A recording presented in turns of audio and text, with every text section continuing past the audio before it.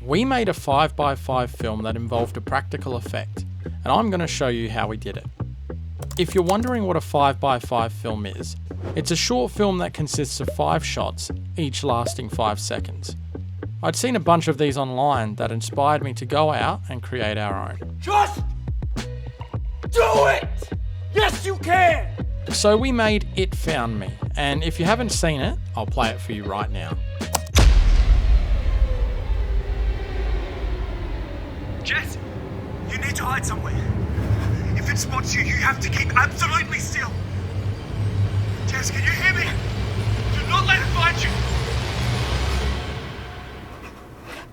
It found me.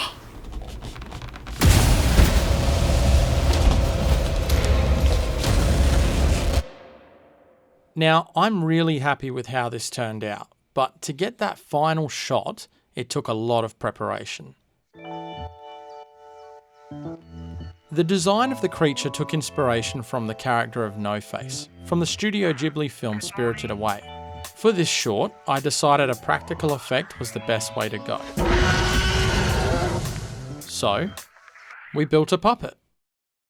The idea was to create something similar to this bird puppet we had growing up in the 90s. I bought a bunch of materials to make the puppet, including some black fur and a blank mask. The puppet was constructed by myself and my mum. We started by taping some pillows to a PVC pipe to use as the body and the spine. From there, we wrapped the body in the black fur, sealing it together with hot glue and some staples. For the neck, I bought some aluminium ducting that we could cut to the desired size. After wrapping it in black fur, we used a cushion insert to create the head where the mask would go, and wrap that in fur as well. Once attached to the body, it was time to move on to the arms. We used the remaining ducting for each of the 4 arms, wrapping them in fur and sealing them with hot glue. With the arms now ready, we cut a slit in each side of the body for where they would go. We attached some wire to one arm, fed the wire through the body and around the spine for support, and then out the other side where they would be attached to the opposite arm. We then sealed the fur from the body to the arms to look like one seamless piece. For a final touch, we used a different fur material for the ends of the arms, which would help blend the puppeteer's hands into the creature. Lastly, we stuck the face on with hot glue, added some leftover fur to the top of the mask for a slick hairdo, and the puppet was ready for filming.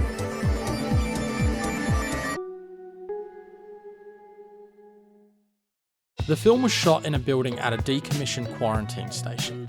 A shout out to Friends of Torrens Island who managed the station for assisting us with the location and shoot.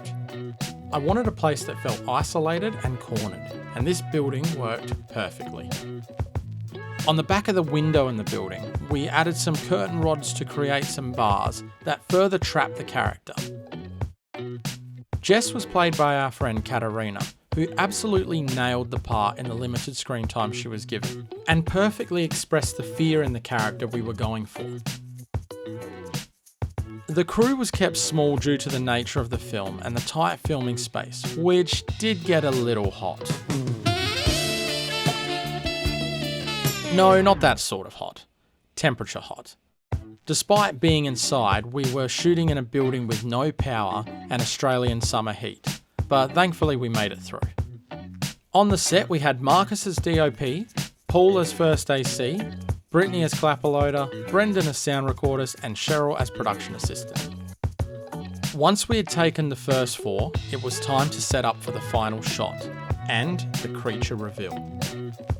By this point, we were crunching for time, and we still had to get the puppet wired up and in working order. The question was, would it work? The creature was puppeteered by the entire crew, whilst Paul operated the camera and I directed the movements. Action! And after multiple takes of trying to get it to look as natural as possible, we got it. The puppet had worked, and it looked fantastic.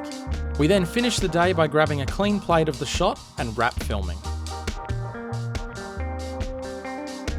Once I'd locked the edit, Markus worked on the colour grade for the film, to give it the right feel and tone I was looking for.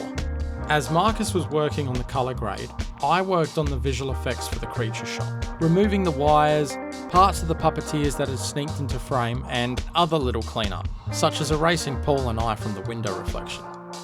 To create a slightly more menacing feel, I used the liquefy tool in After Effects and animated it with some keyframes so the creature would give off an evil smile. The voice of Ben was played by our friend Nick, who joined the short in post and instantly captured the intensity of the scene we were aiming for. And after layering the film with some music and sound effects, the short was complete. So yeah, that's how we made a practical creature and our 5x5 film. Thank you to everyone who was involved in bringing this to life. I'm stoked with the result we got within 25 seconds, and I encourage every filmmaker to give this 5x5 challenge a go. It's a lot of fun. But I also want to say a special thank you to my mum, the woman that has supported me since the beginning of my filmmaking journey and has seen the ups and downs in it all.